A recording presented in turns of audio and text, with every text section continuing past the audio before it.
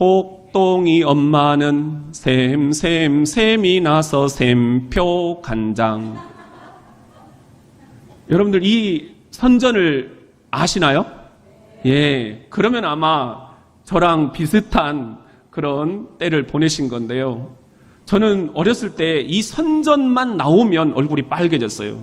왜냐하면 제 이름이 복동이었거든요. 그러니까 그냥 이 선전이 나오면 사람들이 나를 딱 째려보면서 복동이. 그런데 동네에 있는 개들까지도 다 복동입니다. 복동아. 그러니까 일부러 나를 놀려먹기 위해서 그렇게 막 저를 복동아 그랬던 것 같아요. 애양단이라고 여러분들 기억나시나요?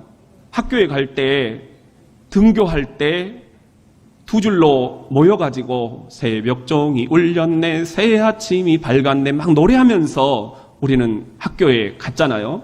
그러면은 저는 외딴 집이었기 때문에 마을에서 형들이 그 동생들을 끌고 쭉 노래 부르면서 오다가 중간에서 저와 딱 만나는 곳에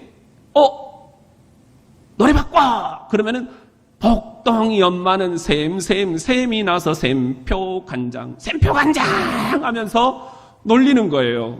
아, 이게 너무 부끄럽더라고요. 그래서 어머니에게 나 이름 좀 다른 거 없어요? 그랬더니 어머니가 하도 제가 조르니까 현복이라고 그렇게 부르라고 하시더라고요. 현자 학렬이거든요. 복자는 그래도 못 버리시는 거야. 여러분들 얼마나 우리가 복을 좋아합니까? 우리 어렸을 때 보면 숟가락에도 복자가 새겨져 있고 베개에도 복자가 새겨져 있고 저는 고무신 세대인데 제가 신는 검정 고무신에도 복자가 새겨져 있었어요. 그냥 제 이름에도 이 복자가 빠지면 안 되는 거예요. 그래서 현복이라고 지어는 주셨는데 아무도 발음을 그렇게 못 하시는 거예요. 우리 외할머니가 인자하신 음성으로 현복아 이렇게 불러주시면 좋으련만 여 발음을 못 하셔요. 받침 니은자를 발음을 못 하셔요. 행복아 그러시는 거예요. 저는 기도원에 많이 다녔는데 기도원 원장님도 아주 고우신 그런 할머니 전도사님이셨어요. 그런데 이 원장님이 저를 볼 때마다 꼭 축복을 해주셔요. 축복 기도를 하실 때 하나님 이 아이가 커서 행복 목사님이 되게 해주세요. 그렇게 기도를 해주셨어요. 그 기도대로 저는 되었다. 그렇게 오늘 또 그 원장님에게 감사하고 있습니다. 여러분 이렇게 제가 행복으로 불려지면서 제 스스로는 굉장히 많은 고민들을 하게 됐습니다. 내가 행복이라고? 그러면 어떻게 해야 행복하게 사는 걸까? 사람들에게 행복을 주는 사람이 되려면 나는 어떤 길을 걸어가야 될까? 그것이 저의 이 기도의 제목이었습니다. 저는 그 기도의 제목대로 목사가 되었고 군목이 되었고 지난 24년 동안 장병들을 행복하게 해줄 수 있는 그런 일들이 없을까? 거기에 집중하면서 사역을 해왔습니다. 그게 행복플러스라는 프로그램으로 아름다운 꽃을 피기도 했습니다. 그리고 저는 2018년 이곳 대전 장로교회에 여러분들의 청빙을 받아서 오게 되었습니다. 이 교회에서 어떻게 목회를 해나갈까? 저는 고민할 필요가 없었습니다. 제 이름이 행복이었기 때문입니다. 여러분들을 행복하게 해드리고 싶습니다. 우리 교회가 행복한 교회 되어 지역에서 칭송이 자자한 교회가 되고 싶습니다. 여러분, 우리는 그래서 올해 교회 구호도 어떻게 지었죠? 우리 같이 한번 해볼까요? 자, 시작. 대전, 내 영혼의 행복 플러스 부릉부릉. 성경은 행복에 대한 책이라고 해도 과언이 아닙니다. 그런데 그 가운데서 우리가 첫 번째로 탐구하는 이 본문 말씀, 신명기 33장 29절 말씀입니다. 우리 같이 한번 읽어보겠습니다. 시작. 이스라엘이여, 너는 행복한 사람이로다. 여호와의 구원을 너같이 얻은 백성이 누구냐? 그는 너를 돕는 방패시요 내 영광의 칼이시로다. 내 대적이 내게 복종하리니 내가 그들의 높은 곳을 밟으리로다. 이 첫 번째 말씀에 보면은 이스라엘이여, 너는 행복한 사람이로다, 이렇게 말씀을 하고 있어요. 지금 이 성경 말씀이 선포되는 곳은 비스가산입니다. 모세가 임종 직전입니다. 신명기 34장에는 모세가 임종하는 그런 장면이 기록이 되어 있지요. 임종 직전에 선포되는 이스라엘 12지파를 향한 축복의 말씀들이 하나씩 나온 다음에 26절에 보면은 여수르니여, 이렇게 시작이 돼요. 그게 오늘 본문 말씀 29절까지 하나의 묶음입니다. 여수른에게 주는 축복의 말씀입니다. 여기서 여수른이여 하는 말은 이스라엘의 12지파를 가리키는 시적인 애칭입니다. 복동아, 이런 애칭과 마찬가지입니다. 이스라엘 12지파에게 주시는 마지막 축복의 말씀, 그것은 너는 행복한 사람이로다. 행복하다라는 거예요. 그런데 우리가 여기서 놓치지 말아야 될 건, 지금 이스라엘이 적과 꿀이라는 가나안 땅에 들어갔습니까? 안 들어갔습니까?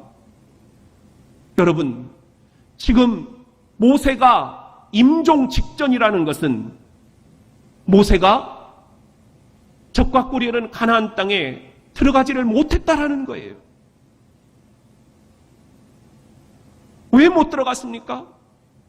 자신의 분노를 조절하지 못해서 하나님의 이름으로 바위를 쳐서 생수를 터뜨려서 이스라엘 백성들이 먹게 해야 되는데, 그래야 하나님의 영광이 드러나는데, 자신의 이 분노 조절 실패 때문에 그냥 욱하는 마음에 자기가 그 성질대로 바위를 터뜨려서 생수를 나오게 해서 먹게 한 겁니다. 이것이 하나님께 노여움을 사게 된 것입니다.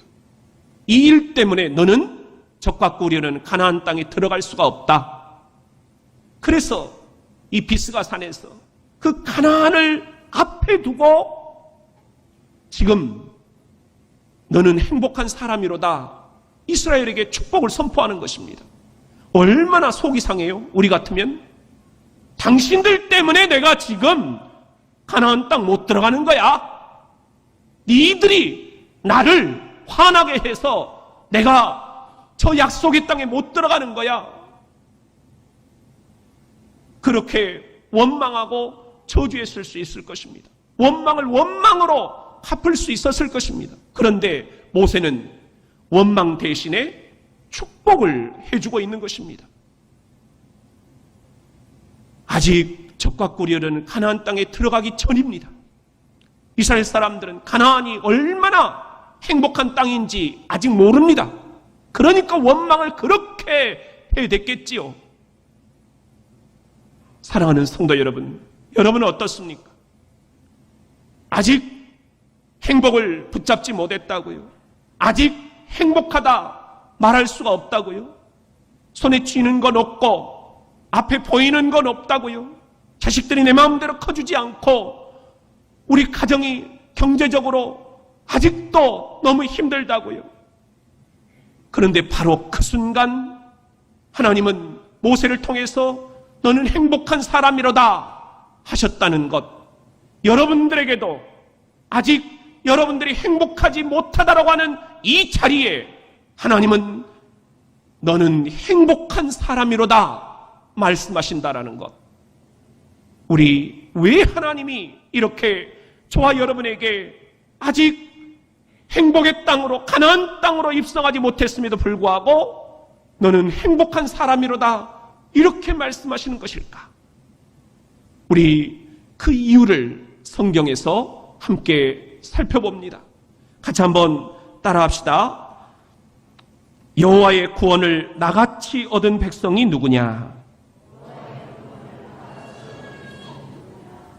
우리 29절 말씀 요절을 우리 같이 한번 다시 읽어보겠습니다. 시작. 이스라엘이여 너는 행복한 사람이로다. 여호와의 구원을 너같이 얻은 백성이 누구냐 하셨습니다. 여호와의 구원을 너같이 얻은 백성이 누구냐? 과거에, 지난날에 너의 그 발자취를 한번 돌아다 보아라. 여호와의 구원을 너같이 얻은 백성이 누구냐? 우리가 잘 알지 않습니까? 갈대아 우르에서 아브라함을 건져내신 하나님, 구원해내신 하나님이십니다. 그 하나님이 지금 애굽으로부터 이스라엘 백성들을 건져내셨습니다. 구원해내셨습니다. 구원해내셨다. 이것을 영어 성경에는 saved 이렇게 되어 있어요. 건져내셨다 하는 말씀입니다.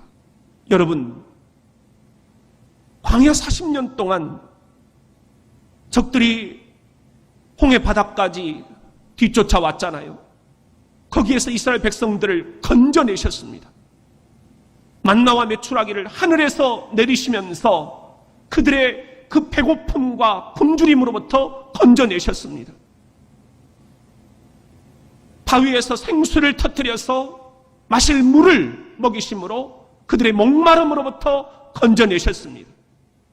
광야 40년 동안 그 숱한 핍박과 고난으로부터 구원해내시고 건져내셨다. 이 하나님이 바벨론 포로로부터도 이스라엘 백성들을 건져내셨지 않습니까? 그리고 마침내 2018년 전 예수 그리스도를 이 땅에 보내셔서 죄와 죽음으로부터 우리 인류를 건져내시고 구원해 내셨지 않습니까? 이 예수께서 오늘 우리와 함께 하심을 믿습니다. 이분이 우리를 건져내 주셨음을 믿습니다. 그러니 여러분의 지난 날을 한번 돌아보세요. 여호와의 구원을 여러분처럼 얻은 자가 누구냐 말입니다. 오늘은 맥주 감사주일입니다. 지난 6개월을 돌아보며 주님이 나를 어떻게 건져주셨는지, 구원해내셨는지 우리가 되돌아보는 그런 절기입니다. 여러분, 우리가 지금은 이렇게 농사를 다 짓진 않지만 그럼에도 불구하고 맥주 감사주의를 기념하는 이유는 지난 6개월 주께서 우리를 건져내시지 않았으면 우리가 여기에 어떻게 앉아있을 수가 있겠는가? 이 고백 때문입니다. 저의 고백을 여러분들에게 드리는 걸 용서해 주십시오. 저도 지난 6개월 너무나 많은 변화가 있었기 때문에 정말 하나님이 나를 건져내셨구나 고백을 하지 않을 수가 없습니다. 작년 9월 저는 부끄럽게도 대령 진급에서 떨어졌습니다. 모든 사람들이 다 신목사는 될 거야. 저도 그렇게 생각을 했던지 너무 충격이 컸습니다. 아내에게 내가 진급이 안 됐다. 도저히 전화를 못 하겠더라고요.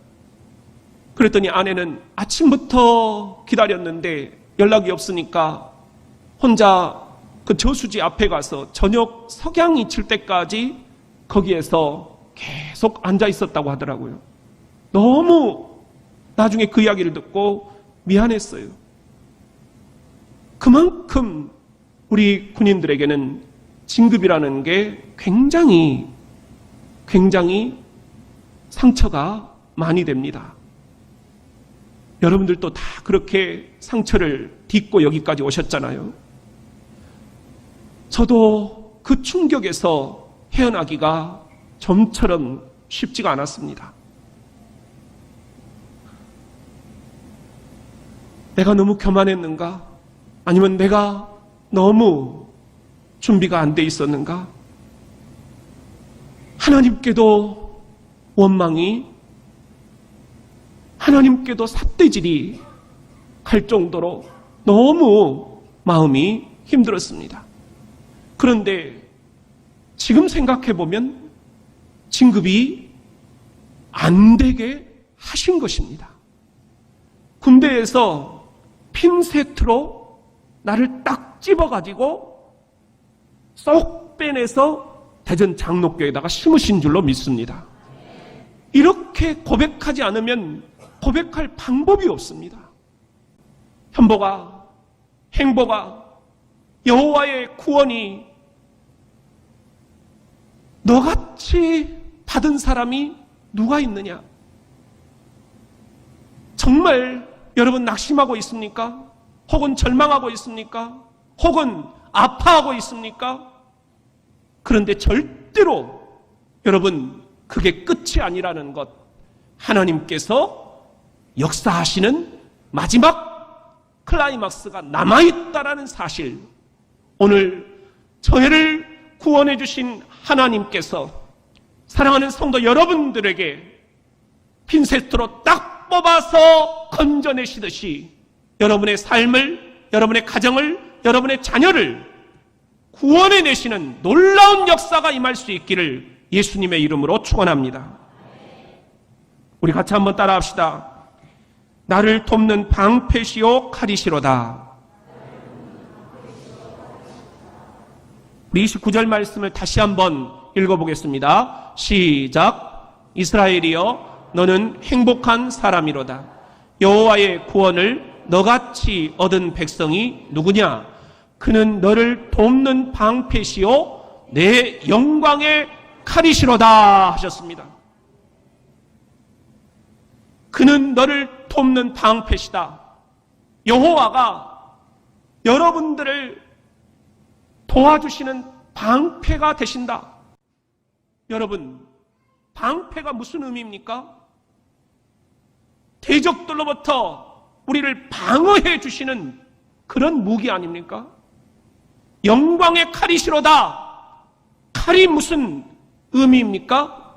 대적들을 무찔러 이기는 공격용 무기가 아닙니까? 이 시간 우리가 생각하는 것은 아무도 내 편이 없다.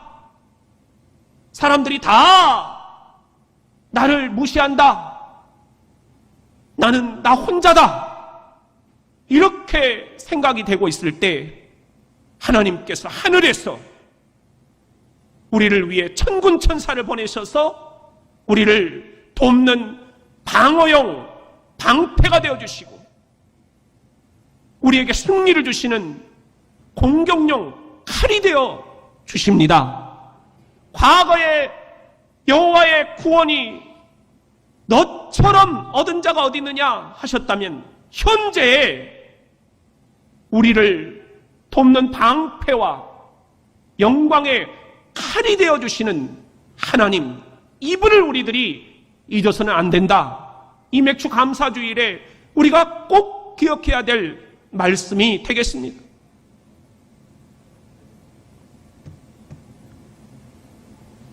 제가 마카오에 이번에 휴가를 다녀왔습니다. 처음 가보는 그런 곳이었어요. 그런데 338m 마카오 타워라는 곳으로 가이드가 안내를 하더라고요. 여러분 혹시 가보셨습니까?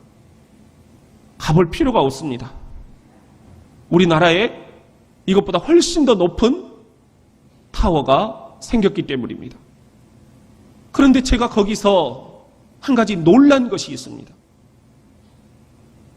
사진을 찍어 왔는데요. 그 338m에서 신혼부부가 웨딩 사진을 찍고 있는 거예요. 방법은 단 하나래요. 밑을 내려다보지 않는 거래요.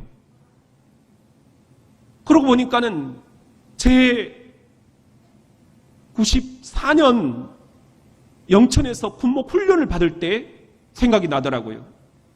막타워 훈련이라는 것이 있는데 우리 인간이 가장 두려움을 많이 느끼는 높이가 몇 미터일까요? 11미터래요. 그 11미터 높이에서 뛰어내리는 훈련을 하는 거예요. 그런데 한 60여 명이 훈련을 받는데 마지막까지 두 사람이 못 뛰어내리고 덜덜덜덜 다리를 떨면서 남았으니 그 두 명 가운데 한 명이 누구였을까요? 저였어요. 왜 그렇게 겁이 많은지, 정말 얼마나 다리가 후들후들 떨리는지요. 몇 번 시도를 했는데 안 되더라고요. 진짜 이건 못하겠습니다.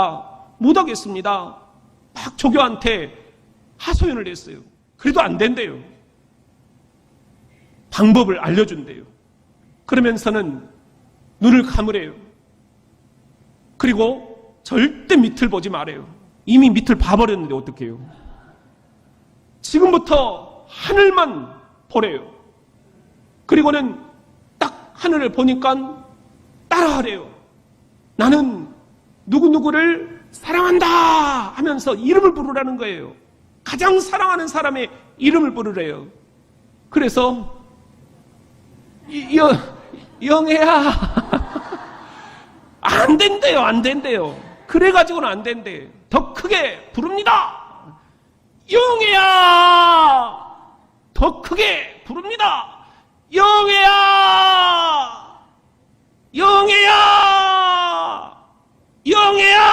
뒤에서 푹 밀어버리더라고요. 밑에를 보니까 진짜 시도를 더 이상 못하겠는 거예요. 여러분, 밑에 있는 건 문제입니다. 문제를 보면 다리가 후들후들 떨릴 수밖에 없습니다. 내가 이 문제를 극복할 수 있을까? 여러분, 진로의 문제, 밑을 바라보면 희망이 없습니다. 하늘을 바라봐야만 됩니다. 하늘은 문제의 해결자가 계시는 분입니다.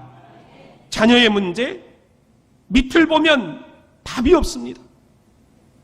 그러나 우리를 자녀 삼아주시는 하나님이 우리 자녀들에게도 아버지가 되어주셔서 하늘에 계신 하나님께서 자녀들의 문제를 해결해 주실 줄로 믿습니다.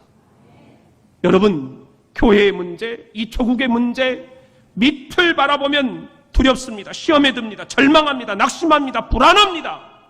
그러나 하늘을 바라보면 하늘에 계신 아버지, 하늘에 계신 아버지가 책임지십니다. 예수님은 어떻게 십자가를 이겨내셨을까요? 예수님은 어떻게 제자들의 배반을 견뎌내셨을까요? 예수님은 어떻게 저 숱한 유대인들의 비난을 이겨내셨을까요? 문제만 보셨다면 예수님도 너무 힘드셨을 거예요. 그렇지만 우리들에게 예수님이 기도를 가르쳐 주시면서 이렇게 기도하라. 그 첫 마디, 하늘에 계신 아버지요. 예수님도 그 숱한 고난과 핍박과 비난과 고통 속에서 문제를 보지 않고 하늘에 계신 아버지를 보셨던 것입니다. 예수님의 제자된 여러분, 맥주 감사주일 지난 6개월 예수님이 내게 해주신 것이 없다고요? 목사님처럼 그렇게 진급에 떨어지고 질병에 사로잡히고 너무너무 자식들이 내 마음대로 안 커주고 눈물만 있다고요? 여러분, 밑을 보니까 그렇습니다. 이 밑을 보지 말고, 문제를 보지 말고 이 문제를 해결해 주실 수 있는 하늘에 계신 하나님을 바라볼 수 있기를 주의 이름으로 축원합니다. 우리 같이 한번 따라합시다. 내가 높은 곳을 밟으리로다.